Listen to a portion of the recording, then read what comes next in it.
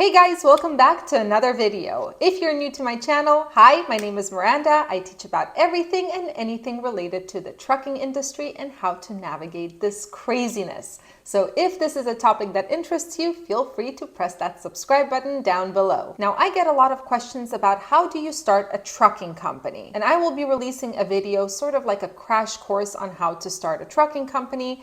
But the question that really should be asked is, how do you keep your business running? How do you keep your head above water in a market like today? Starting is actually relatively simple. I know it doesn't seem that way, but the real challenge is keeping that company going, especially in unprecedented times like 2022. It requires proper planning and a complete understanding that you will have to adapt constantly on a weekly basis to the ever-changing conditions of the market. So today, let's go ahead and look at how to stay afloat in the crap storm of 2022. Ready? Let's go! 2 words: cash flow. Did you guys know that over 82% of businesses shut down or fail because of cash flow issues? I know that that number really surprised me, but I also know for a fact that cash flow is everything when it comes to running a trucking company. In today's market conditions, cash flow can become a huge issue. And that's the reason so many smaller carriers are shutting their doors right now. Why is cash flow an issue? Well, let me show you an example. And yes, of course, we're going to my board. I mean, did you expect something different? Let's look at this calendar. So let's say this is October 2022. So the first thing I want to show you, all the green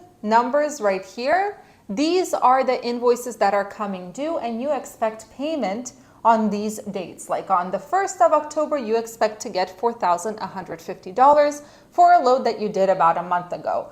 On the 26th, you're expecting to get $4,700, etc., etc. Now, the red expenses here are the expected expenses you feel are due. For example, every Friday we have fuel due, and this is actually true for our company. We use a fuel card which acts like a credit card. So all the fuel that we buy during the week, we pay it off every single Friday. Now, other expected expenses can be the trailer payments, the DAT load board, IRP renewal, truck payments, random testing fee renewal. Every year we pay $150 for the random testing program, fuel. There's also insurance, IFTA, and state taxes that are due on October 31st. Now here I have all the costs, right? I expect that fuel every Friday will cost $2,400. I hope you guys can see it. I'm sorry, it's a little blurry. Trailer payments, $760, and so on. So using this, we can look at the spreadsheet. Let's say that your beginning account balance in your bank account is $10,000. Your income for the first week from October 1st to October 7th, you're expecting $4,150.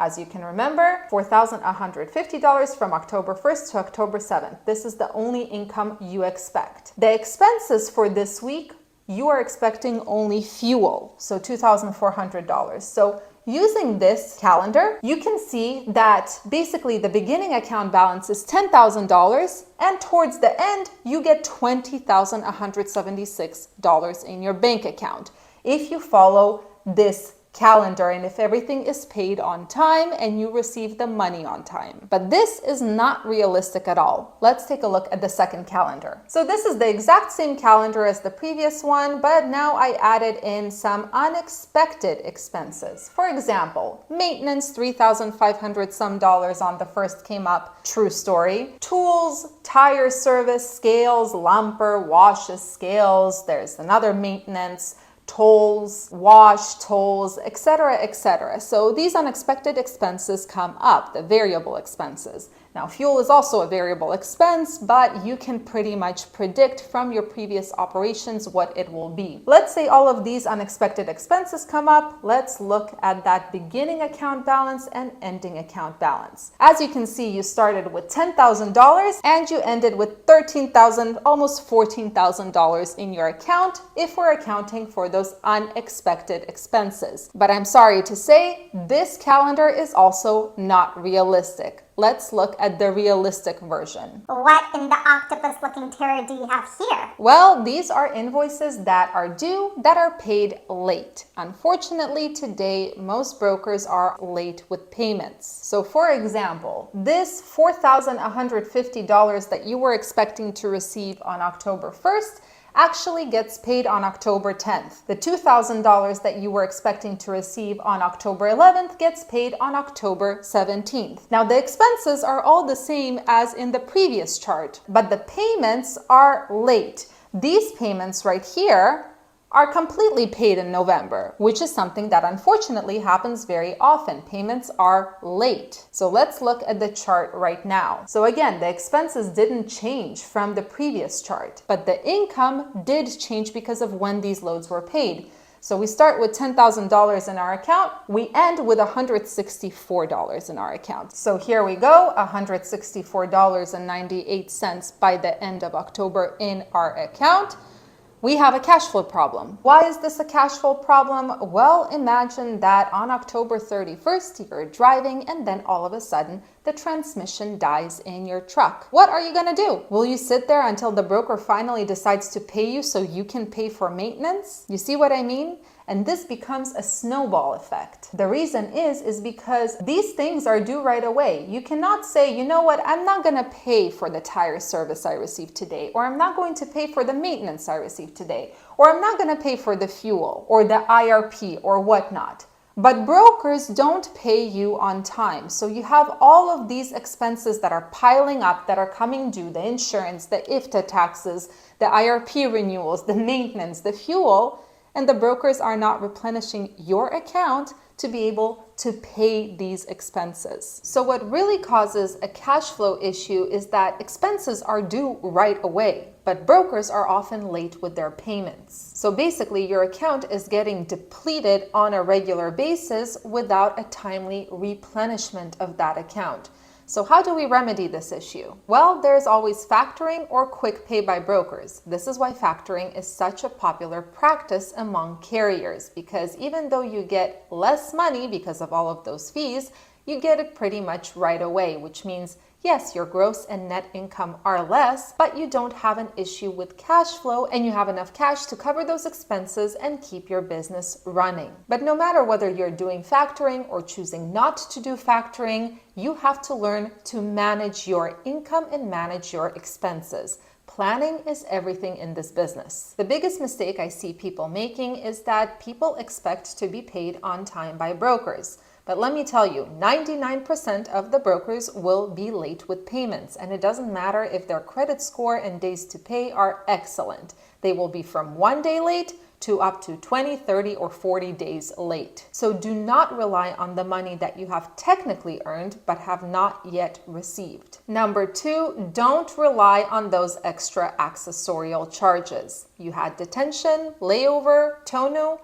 I don't even include those things in my income reports because brokers are wishy-washy and sometimes they will pay, sometimes they won't. Rely only on that flat rate in your rate confirmation. Another thing about managing cash flow, do not pay your bills too early. All my life, I have been a goody two-shoes trying to impress God knows who with my goody two-shoes-ness. I always paid my bills early, whether it be credit card payments, equipment payments, whatnot. They were always paid early, and I'm talking about 10 days early or more. Now, I'm very sad to report that I never got a gold star for paying things early, but what I did get is a cash flow problem. I was basically tying up the money in things that were not even due yet instead of letting that money work for the business, which is a bad idea. Pay your bills strategically. Don't be late with payments, but also remember that you're not getting anything for being too early. Personally, I pay bills either 1 day before the due date